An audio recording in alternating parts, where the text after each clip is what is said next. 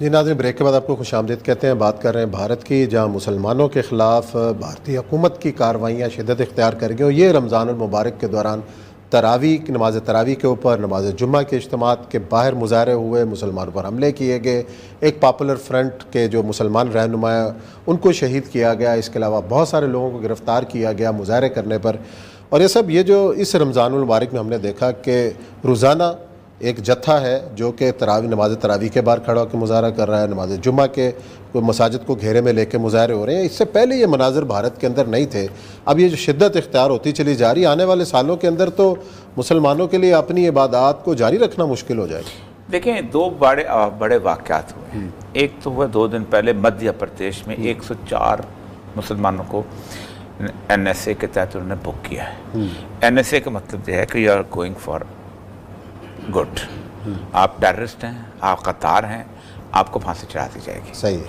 اور اس N S A کے تحت آپ کو کوئی مسلمان امہ میں سے کوئی شخص نہیں بول رہا کہ یہ کیا ہو رہا ہے، کوئی ریزنٹمنٹ تک نہیں کرتا کہ مسلمانوں کے ساتھ پوری کی پوری امت کے بڑے بڑے لیڈر کھڑے ہوئے ہیں جو کہ کہتے ہیں ہم نے پتہ نہیں کیا کیا کچھ کر دیا، ایران سے لے کے سعودی عرب تک اور سعودی عرب سے لے کے ملائیشیا تک سب کچھ۔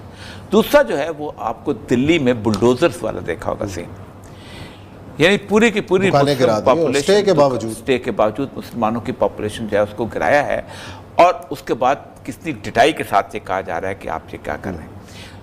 کوئی بھی ایسی آواز جو مسلمانوں کے حق میں کبھی بولا کرتی تھی اب بولنا بند ہو چکی ہے۔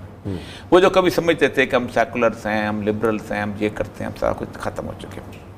جو لوگ پاکستان کے اندر بیٹھ کے آج سے 20 سال 25 سال پہلے تعریف کیا کرتے تھے کہ دیکھیں انڈیا، وہاں آج تک کبھی سسٹم ڈریل نہیں ہوا، وہاں کبھی فوج نے وہاں پر قبضہ ہی نہیں کیا، وہاں جمہوریت کی اقدار کمال کی کمال، ان کو اندازہ ہونا چاہیے کہ دنیا میں سسٹم کوئی چیز نہیں ہوتا، انسان کے اندر اگر تعصب آ جائے تو۔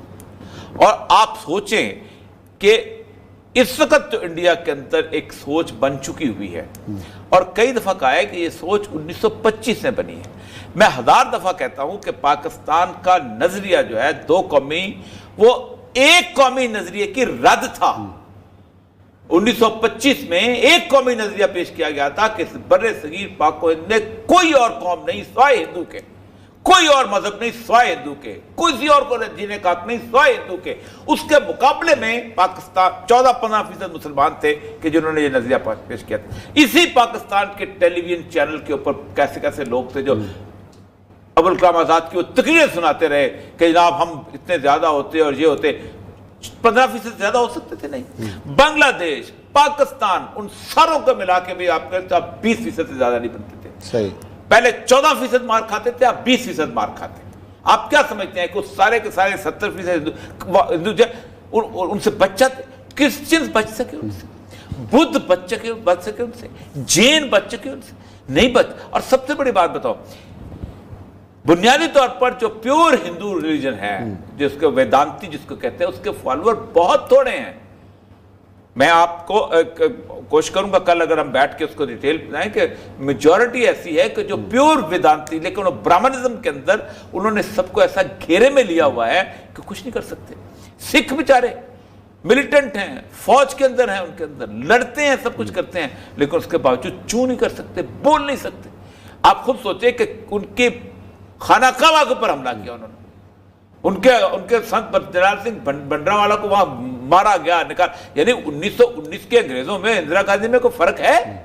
پھر اس کو چھوڑ دیں، جس دن بیرن سنگھ نے اندرا گاندھی کو قتل کیا 1984 کے اندر، دلی شہر کے اندر کوئی سکھ گھرانہ ایسا نہیں کہ جس کو مارا نہ گیا ہو۔ میں وہاں دلی میں گیا، میں نے کچھ سکھوں سے پوچھا، کہ ہمارے دوست میں نام لینا چاہتا ہوں، تو قتل کار کالج ملازم تھے، میں نے کہا کیا ہوا سردار جی؟ اس نے کہا سر ہمارے بچوں کے جوانوں کے گلے میں ٹائر ڈال کے اور اس کو آگ لگا دیتے تھے، اور پھر ٹائر نکالنے نہیں دیتے تھے، اور تڑپتے ہوئے ہم نے اپنے بچوں کو مرتے ہوئے دیکھا ہے۔ مسلمان تو نہیں تھے۔ اس کا مطلب یہ ہے کہ ہندوؤں کو یہ تصور دیا گیا ہے کہ صرف تم ہی اس دنیا میں رہنے والے ہو، تم ہی اس پوتر سرزمین میں، یہ باقی جتنی بھی قومیں ہیں، خواہ وہ سکھ ہے، خواہ وہ جین ہے، خواہ وہ بدھ ہے، انہوں نے اس کو ملیج کیا ہوا ہے، یہ ناپاک لوگ ہیں۔ اور ان ناپاک لوگوں کے ساتھ جو اب ایک بات بتاؤں، سورہ نساء کی 75ویں آیت میں پڑھ کے نہیں سناتا ہوں، لمبا ہو جائے گا، ٹائم کم ہے۔ اللہ تبارک و تعالیٰ جو ہے وہ کہتا ہے تم میں کیا ہو گیا ہے کہ تم ان لوگوں کی مدد کے لیے نہیں نکلتے، حاذہ القریۃ الظالم، ظالموں کی بستی جس کے رہنے والے اللہ کو کہتے ہیں اللہ ہمارے لیے کوئی مددگار بھیج، حاضر ہمیں اس بستی سے نکال۔ کیا یہ سوال قیامت کے دن مسلم امہ سے پوچھا نہیں جائے گا؟ کیا پاکستان سے نہیں پوچھا جائے گا؟ کیا کسی اور، کیا صرف ہم یونائیٹڈ نیشن کی قراردادوں کے لیے رہ گئے ہوئے؟ میں بات بتاؤں، ایک آخری بات ختم کرتا ہوں۔ اللہ تبارک و تعالیٰ نے قرآن پاک میں ایک جگہ فرماتے ہیں کہ ہم اے نبی تم نے دیکھا ان لوگوں کو جو یہ کہتے ہیں کہ ہم تم پر ایمان لائے جو تم پہ نازل ہوئی، اور ان چیزوں پر بھی ایمان لائے کہ جو تم سے پہلے نازل کی گئیں، لیکن کرتے کیا ہیں؟ اپنے فیصلے کروانے کے لیے طاغوت کے پاس چلے جاتے ہیں۔ اور طاغوت کیا ہے؟ اقوام متحدہ، سمبل آف طاغوت۔ جن لوگوں نے آزادی لینی تھی انہوں نے 20 سال لڑ کے افغانستان میں لے لی، اقوام متحدہ بھی ساتھ تھی، 48 ملک ساتھ تھے، عزت و توقیر کے ساتھ آج آزادی لے لی۔ جن لوگوں نے قراردادیں لے کے جہاں گئے، تقریریں کی، وہ طاغوت کے ساتھ رہے۔ اور اللہ کہتا ہے کہ کیا ہے کہ زلال کہ شیطان ان کو طاغوت کے پاس بھیج کے گمراہی میں ڈالتا رہتا ہے۔ چلیں جی، اسی نوٹ کے ساتھ پروگرام ختم کرتے ہیں، کل پھر انشاءاللہ ملاقات کریں گے نئے موضوعات کے ساتھ۔ اپنا خیال رکھیے گا، اللہ حافظ۔